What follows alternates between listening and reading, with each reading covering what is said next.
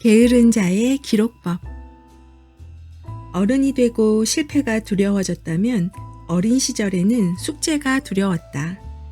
내가 초등학생이던 1990년대 초반에는 체벌이 가능했다.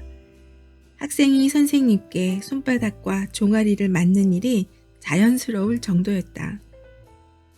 그때 체벌을 받았던 이유는 여러 가지였는데 돌이켜보니 진짜 이유는 한 가지였다. 선생님 말씀을 듣지 않았다는 것.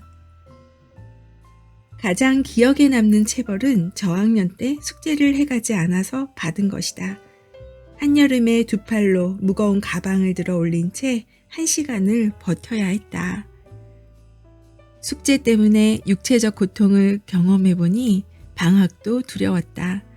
방학 숙제란 것이 매일매일 조금씩 해나가면 부담이 없는 분량이다. 그런데 또 방학이란 것이 매일매일 숙제를 하기에는 유혹이 많은 기간이지 않은가. 유혹은 두려움보다 힘이 세다. 매번 방학이 끝날 때쯤 탐구생활과 일기장을 펼친 걸 보면 말이다. 그리고 그쯤 되면 오빠는 내 방에 침입하곤 했다. 야, 내놔. 일기장을 빼앗으러 온 것이다. 오빠가 내 일기를 베끼려고 한 걸까? 당연히 아니다. 내 일기장도 순수한 백지 상태였다.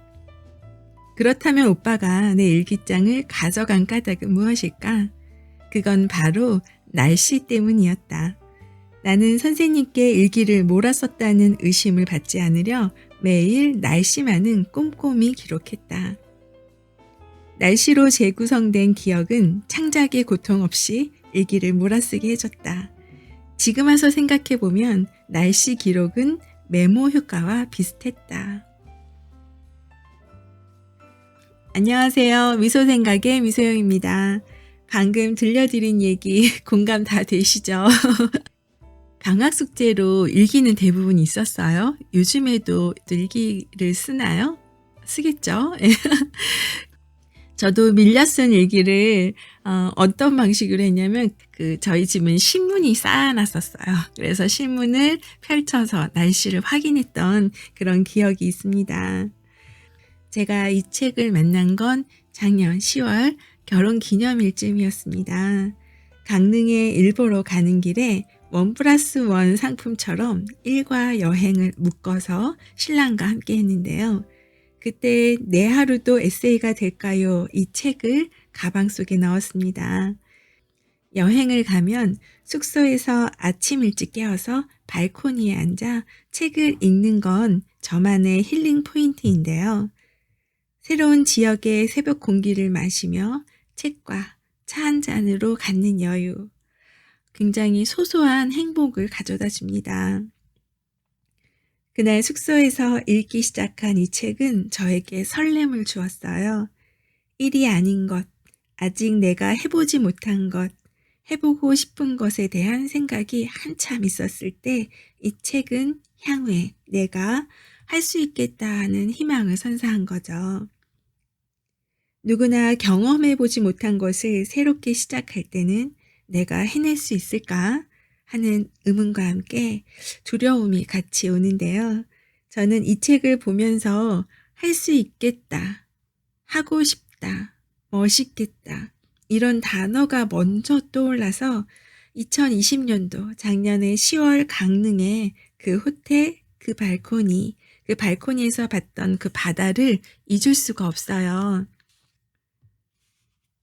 혹시 저처럼 새롭게 무엇인가 꿈꿔보고 싶다면 또 소소한 일상이 글이 되는 방법을 알고 싶은 분들이 읽어보시면 좋을 것 같아요. 이 책의 저자인 이하루 작가는 기자, 카피라이터, 기획자, 사내 방송 작가 등 주로 대단해 보이는 사람들의 인생을 글로 옮기거나 그런 사람들이 할 이야기를 글로 정리하는 일을 10년 넘게 해오신 분이에요. 그러던 어느 날 문득 글로 옮겨지는 인생은 따로 있는 걸까? 작고 시시한 삶은 글감이 될 수 없는 걸까? 내 하루를 글로 써보면 어떨까? 이렇게 궁금해서 직접 에세이를 쓰기로 마음먹었다고 해요. 그래서 나온 책이 나는 슈퍼 계약직입니다. 로또는 꽝이고 내일은 월요일을 출간했고요. 그리고 내 하루도 에세이가 될까요? 이게 세 번째 책인 것 같습니다. 앞에 두 권의 책은 아직 저도 못 읽어봤어요. 기회가 되면 한번 읽고 같이 한번 얘기 나누도록 하겠습니다. 내 삶에는 쓸 이야기가 없다며 남의 인생만 읽고 있는 사람들에게 글쓰기를 권하고 싶다고 하는데요. 제가 이 책을 읽고 싶었던 것이 바로 이 문구였습니다. 이 책의 구성은 한 편의 에세이와 그 글을 쓰면서 가장 도움이 됐던 글팁 하나, 이렇게 23편의 에세이와 23편의 글쓰기 팁이 담겨 있습니다. 같은 하루를 매일 다르게 살아가는 평범한 사람들의 이야기가 재미있고 또 연결해서 꿀팁 하나씩 알려주고 있어서 지루하지 않고 재미있게 술술 읽었습니다. 프롤로그 중에서 시시한 일상도 써보면 새롭다. 책을 쓰기까지 고민이 많았다. 내가 감히 글쓰기를 말할 자격이 있을까? 이러다 이내 결심했다. 어차피 완벽한 문장을 만드는 법칙, 대박나는 글쓰기 요령, 단기간에 첫 책 출간하는 방법, 어마어마한 내용이 담긴 책은 이미 서점에 많다. 나는 과거 내 모습과 닮은 이들을 위한 책을 쓰기로 마음먹었다. 어른이 된 후로 꾸준히 자신에게 실망해온 사람, 세상에서 내 삶이 제일 시시해 보이는 사람, 글로 쓰일 삶은 따로 있다고 믿는 사람, 그들에게 시시한 일상도 써보면 새롭다라는 걸 보여주고 싶다. 나의 하루도 에세이가 될 수 있다고 말해주고 싶다. 처음 에세이를 쓰는 분들이라면 글과 한 뼘이라도 가까워질 수 있는 팁이 뭘까? 이런 고민으로 썼다.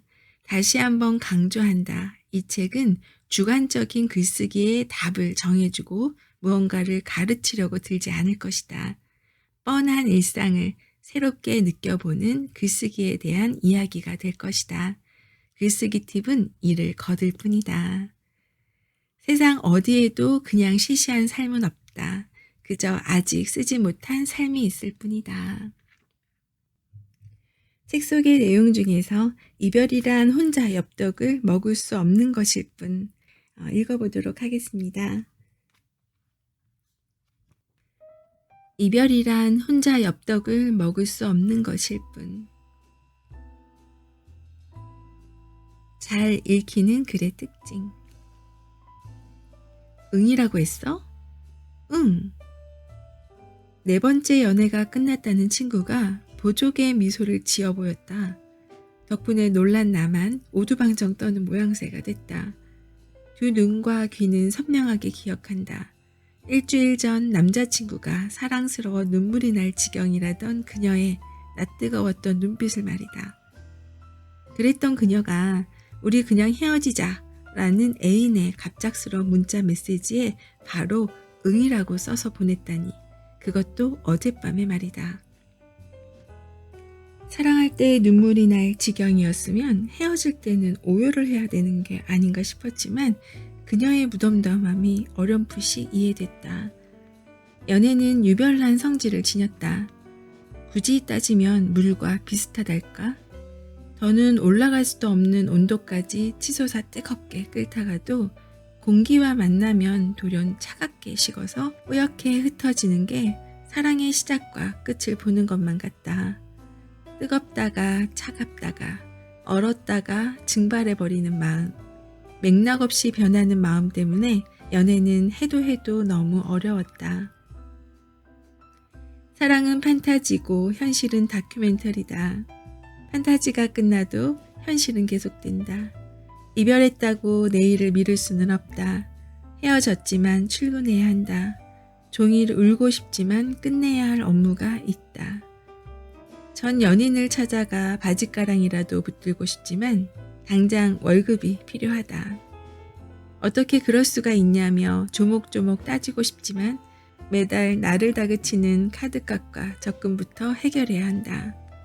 그녀가 돌연 헤어지자는 애인에게 망설임 없이 응이라고 대답했던 건 이별을 당하는 순간에 자존심을 잃지 않기 위해서라기보다 자신이 아니면 누구도 책임져 주지 않을 내일을 위해서였는지도 모른다. 그래도 나는 걱정됐다. 뜨거웠던 1년의 연애가 1초 만에 정리됐다는 그녀는 정말 괜찮은 걸까? 묻고 싶었지만 묻지 못했다.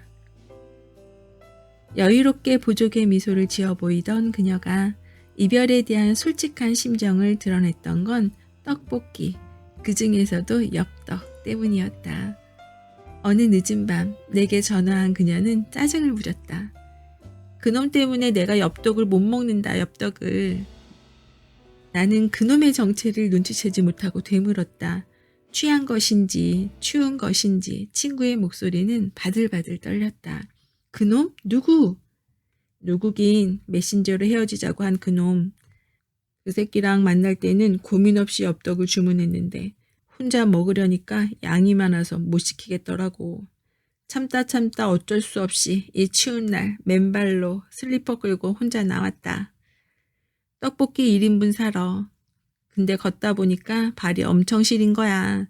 내려다 보니까 발이 빨개. 떡볶이 사기 전에 내 발이 먼저 떡볶이가 되겠더라고.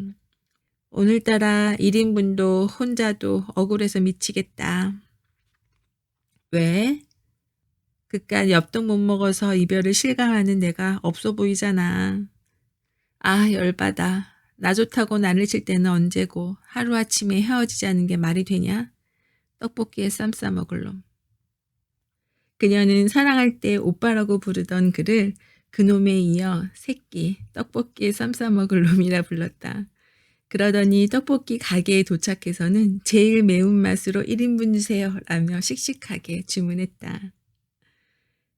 4번째 이별로 친구가 가장 속상했던 건 한동안 엽떡을 먹을 수 없게 된 일이다. 사실 그녀는 강렬한 맵기로 유명한 이 떡볶이를 혼자서도 일주일에 2-3번은 시켜 먹는 엽떡 중독자였다. 그랬던 그녀가 하루아침에 엽떡을 끊었다가 겨울밤에 뛰쳐나가서 다른 브랜드 매운 떡볶이를 사 먹다니 생각보다 훨씬 괴롭고 힘든 마음이었을 것이다. 연애가 절대 쉬워질 수 없는 까닭은 이별 탓이다. 반복되는 헤어짐에 아무렇지 않은 척할 수는 있지만 깨지고 부서진 마음이 증발하길 기다리는 일에는 시간이 꽤 필요하다. 뒤편에 에세이를 쓰고부터 내 삶이 다정한 문장으로 보인다. 쓸만한 메일이 됐다. 모든 사람이 글을 쓸 필요는 없다. 그러나 쓰고 싶은 모두가 글을 쓸 수 있다. 게을러 터지고 정리정돈을 포기한 나 같은 사람도 어떻게든 쓴다. 쓰고 싶을 때마다. 이 책 속에서 필사를 했던 부분이 있었어요. 노잼으로 시작된 인생, 노잼으로 끝남. 나는 아무것도 안 하면 노잼이 될 수 있다. 누구나 일이 아닌 취미로 하고 싶은 것이 있지요. 하지만 당신의 버킷리스트는 무엇인가요? 당신 스스로 위한 취미는 갖고 있나요? 라고 물으면 혹시 답변할 수 있나요? 저는 1년 전만 해도 한 줄도 쓰지 못했어요. 일을 위한 시간을 내는 것은 관대했지만 나를 위해 쓰는 시간은 야박했죠. 저는 그랬어요. 그래서 다짐했죠. 놀 줄 모르고 재미없는 인생 이대로 이어가고 싶지 않다. 스스로에게 변화를 주고 싶다. 이런 생각이 들었습니다. 글을 꾸준히 쓰기 위해서는 어떤 피로감을 덜어줄 나만의 글쓰기 루틴을 좀 찾아내고 내게 잘 맞는 글쓰기 방법을 찾아야겠죠. 글을 많이 읽다가 보면은 나하고 어울릴 것 같은 그런 글 쓰는 방법을 좀 알게 되지 않을까? 약간 이런 생각을 좀 해봅니다. 이하루 작가는 하고 싶은 이야기가 있는데 글로 쓰는 게 막연한 순간이 있다면 먼저 관련된 내용을 아주 상세하게 써볼 것을 권합니다. 최대한 많은 분량을 써보고 다 쓴 후에는 강조할 부분, 줄여도 되는 부분, 삭제해도 되는 부분, 다른 이야기로 빼는 부분들을 구분해서 다시 정리한 내용을 바탕으로 요약과 수정, 덧붙이는 순서로 글을 쓰면 한결 쉽게 느껴진다고 가이드 해주죠. 생각 정리도 반복적인 습관이 필요한 거죠. 이렇게 에세이를 쓰고 스피치로 완성해낼 수 있다면 나만의 글은 탄생하지 않을까요? 이 책은 제목만 읽어도 그 다음에 해야 할 행동, 견뎌야 할 무게를 알 수 있게 됩니다. 내가 상상하는 것은 낭비가 아니므로 마음을 사로잡는 글을 쓰기 위해 노력해서 글을 썼다면 고민하지 말고 공유하라고도 하죠. 그리고 공유하는 일의 무게를 견디라고 조언해 줍니다. 저도 글과 유튜브를 올리다 보면 항상 좋은 댓글만 있는 것은 아니에요. 악플이 달리기도 하고요. 좋아요가 아니라 싫어요가 있으면 마음도 불안해져요. 악플이 달리면 일단 마음이 아파요. 그리고 신경이 계속 쓰이죠. 그리고 댓글을 뭐라 달아야 될지 몰라서 그냥 넘기기도 하고요. 그런 마음까지 작가는 이미 알고 있어요. 악플에 대응하는 법까지도 여기 안에 알려주고 있으니 너무 겁먹지 마세요. 이 책을 읽고 에세이를 쓰고 싶은 마음을 먹었다면 이 안에 있는 23가지 글팁을 하나의 글을 적을 때마다 적용시켜 보세요. 처음부터 타고난 작가도 있지만 노력해서 만들어지는 작가는 더 멋진 인생을 만들어가는 거겠죠. 제가 이 책을 읽고서 남겼던 글로 한번 마무리해 볼게요. 임장과 여행이란 목적을 정하고 설레임으로 지방을 다니기 시작했던 시절, 자영업이란 직업을 담보로 갇혀있던 시간을 보냈던 나는 자유를 보상받고 싶어서였을까? 굳이 임장여행이라고 꼭 불렀다. 강원도는 여행의 종착역이다. 내가 성인이 되어 20대 때 친구들과 설악산 대청봉을 등반했던 시절에도 50대가 되어 신랑과 계속 건강하게 잘 살아보자 라는 다짐 등반을 계획한 지금도 함께하는 사람은 달라도 설렘은 같다. 강릉에 일보러 가는 길에 나를 위한 여행을 하루 더. 설악산 등반 다음 날 온몸이 쑤시는 새벽에 수평선 위로 손톱처럼 작은 빨간 동그라미가 올라오는 걸 보며 한성을 질렀다. 사진을 찍고 의식처럼 소원을 빌고 여운을 느끼며 등대까지 산책하고 호텔에 들어와 침대에 누워 이하루님의 책을 보기 시작했다. 누워서 보다가 나도 모르게 몸을 일으켜 발코니로 나가 바닷 내음과 백고동 소리, 바람을 맞으며 한 페이지 한 페이지 넘길 때마다 묘한 감정으로 입꼬리가 올라갔다. 내 하루도 에세이가 될까요? 정말 내 하루도 에세이가 될 수 있는지 궁금하다. 조금 전에 봤던 일출처럼 희망 설렘이 밀려온다.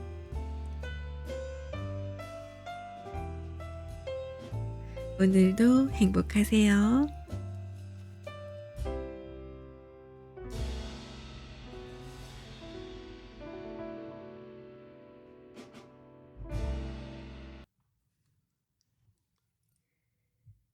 게으른 자의 기록법. 어른이 되고 실패가 두려워졌다면 어린 시절에는 숙제가 두려웠다. 내가 초등학생이던 1990년대 초반에는 체벌이 가능했다. 학생이 선생님께 손바닥과 종아리를 맞는 일이 자연스러울 정도였다. 그때 체벌을 받았던 이유는 여러 가지였는데 돌이켜보니 진짜 이유는 한 가지였다. 선생님 말씀을 듣지 않았다는 것. 가장 기억에 남는 체벌은 저학년 때 숙제를 해가지 않아서 받은 것이다. 한여름에 두 팔로 무거운 가방을 들어 올린 채 1시간을 버텨야 했다. 숙제 때문에 육체적 고통을 경험해보니 방학도 두려웠다. 방학 숙제란 것이 매일매일 조금씩 해나가면 부담이 없는 분량이다. 그런데 또 방학이란 것이 매일매일 숙제를 하기에는 유혹이 많은 기간이지 않은가. 유혹은 두려움보다 힘이 세다. 매번 방학이 끝날 때쯤 탐구 생활과 일기장을 펼친 걸 보면 말이다. 그리고 그쯤 되면 오빠는 내 방에 침입하곤 했다. 야, 내놔. 일기장을 빼앗으러 온 것이다. 오빠가 내 일기를 베끼려고 한 걸까? 당연히 아니다. 내 일기장도 순수한 백지 상태였다. 그렇다면 오빠가 내 일기장을 가져간 까닭은 무엇일까? 그건 바로 날씨 때문이었다. 나는 선생님께 일기를 몰았었다는 의심을 받지 않으려 매일 날씨만은 꼼꼼히 기록했다. 날씨로 재구성된 기억은 창작의 고통 없이 일기를 몰아쓰게 해줬다. 지금 와서 생각해보면 날씨 기록은 메모 효과와 비슷했다. 이별이란 혼자 엽떡을 먹을 수 없는 것일 뿐. 잘 읽히는 글의 특징. 응이라고 했어? 응. 네 번째 연애가 끝났다는 친구가 보조개 미소를 지어 보였다. 덕분에 놀란 나만 오두방정 떠는 모양새가 됐다. 두 눈과 귀는 선명하게 기억한다. 일주일 전 남자친구가 사랑스러워 눈물이 날 지경이라던 그녀의 낯뜨거웠던 눈빛을 말이다. 그랬던 그녀가 우리 그냥 헤어지자 라는 애인의 갑작스러운 문자 메시지에 바로 응이라고 써서 보냈다니. 그것도 어젯밤에 말이다. 사랑할 때 눈물이 날 지경이었으면 헤어질 때는 오열을 해야 되는 게 아닌가 싶었지만 그녀의 무덤덤함이 어렴풋이 이해됐다. 연애는 유별난 성질을 지녔다. 굳이 따지면 물과 비슷하달까? 더는 올라갈 수도 없는 온도까지 치솟아 뜨겁게 끓다가도 공기와 만나면 돌연 차갑게 식어서 뿌옇게 흩어지는 게 사랑의 시작과 끝을 보는 것만 같다. 뜨겁다가 차갑다가 얼었다가 증발해버리는 마음. 맥락 없이 변하는 마음 때문에 연애는 해도 해도 너무 어려웠다. 사랑은 판타지고 현실은 다큐멘터리다. 판타지가 끝나도 현실은 계속된다. 이별했다고 내일을 미룰 수는 없다. 헤어졌지만 출근해야 한다. 종일 울고 싶지만 끝내야 할 업무가 있다. 전 연인을 찾아가 바짓가랑이라도 붙들고 싶지만 당장 월급이 필요하다. 어떻게 그럴 수가 있냐며 조목조목 따지고 싶지만 매달 나를 다그치는 카드값과 적금부터 해결해야 한다. 그녀가 돌연 헤어지자는 애인에게 망설임 없이 응이라고 대답했던 건 이별을 당하는 순간에 자존심을 잃지 않기 위해서라기보다 자신이 아니면 누구도 책임져 주지 않을 내일을 위해서였는지도 모른다. 그래도 나는 걱정됐다. 뜨거웠던 1년의 연애가 1초 만에 정리됐다는 그녀는 정말 괜찮은 걸까? 묻고 싶었지만 묻지 못했다. 여유롭게 보조개 미소를 지어 보이던 그녀가 이별에 대한 솔직한 심정을 드러냈던 건 떡볶이, 그 중에서도 엽떡 때문이었다. 어느 늦은 밤 내게 전화한 그녀는 짜증을 부렸다. 그놈 때문에 내가 엽떡을 못 먹는다, 엽떡을. 나는 그놈의 정체를 눈치채지 못하고 되물었다. 취한 것인지 추운 것인지 친구의 목소리는 바들바들 떨렸다. 그놈? 누구? 누구긴 메신저로 헤어지자고 한 그놈. 그 새끼랑 만날 때는 고민 없이 엽떡을 주문했는데 혼자 먹으려니까 양이 많아서 못 시키겠더라고. 참다 어쩔 수 없이 이 추운 날 맨발로 슬리퍼 끌고 혼자 나왔다. 떡볶이 1인분 사러. 근데 걷다 보니까 발이 엄청 시린 거야. 내려다 보니까 발이 빨개. 떡볶이 사기 전에 내 발이 먼저 떡볶이가 되겠더라고. 오늘따라 1인분도 혼자도 억울해서 미치겠다. 왜? 그깟 엽떡 못 먹어서 이별을 실감하는 내가 없어 보이잖아. 아, 열받아. 나 좋다고 난리 칠 때는 언제고 하루아침에 헤어지자는 게 말이 되냐? 떡볶이에 쌈 싸먹을 놈. 그녀는 사랑할 때 오빠라고 부르던 그를 그놈에 이어 새끼, 떡볶이에 쌈 싸먹을 놈이라 불렀다. 그러더니 떡볶이 가게에 도착해서는 제일 매운맛으로 1인분 주세요 라며 씩씩하게 주문했다.